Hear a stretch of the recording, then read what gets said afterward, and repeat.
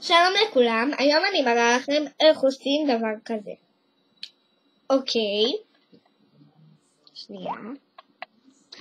שנייה. נכנסים לתוכנה הזאת, שקוראים לה PowerCam. נכנסים לתמונה הזאת.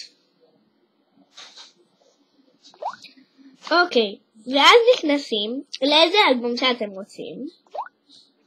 ואז בוחרים תמונות, אפשר רק עד 7 תמונות, אתם רואים? עד 7 תמונות. עד 7 תמונות רק אפשר. אוקיי, ואז לוחצים פה על הכחול, על זה, ואז יש לכם את זה. ואז אתם בוחרים איזה דוגמית. זאתי זה ככה, אפשר גם להזיז בפנים. ככה, מה שאתם רוצים. אוקיי, אפשר גם ככה, אם אתם רוצים. נגיד אתם לוחצים על זה, אתם עושים איך שאתם רוצים. גם ככה, זאת אומרת, אתם יכולים להזיז כל מיני דברים פה.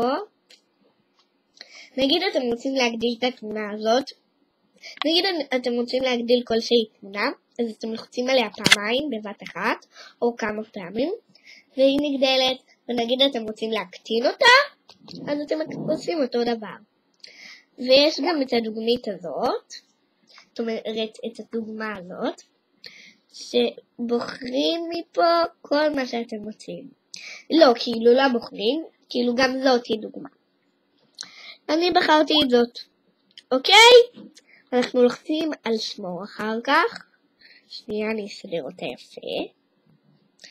קודם. לוחצים פה שמור. עכשיו זה טוען לשמירה. והנה.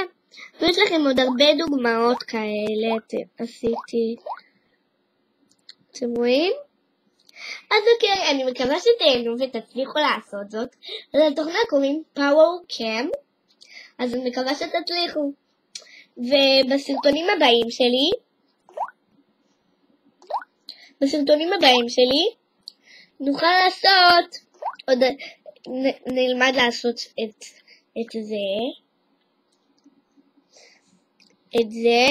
את זה כבר למדנו, ככה, את זה וזה. היום עשינו את זה. אני מקווה שתצליחו, ולהתראות.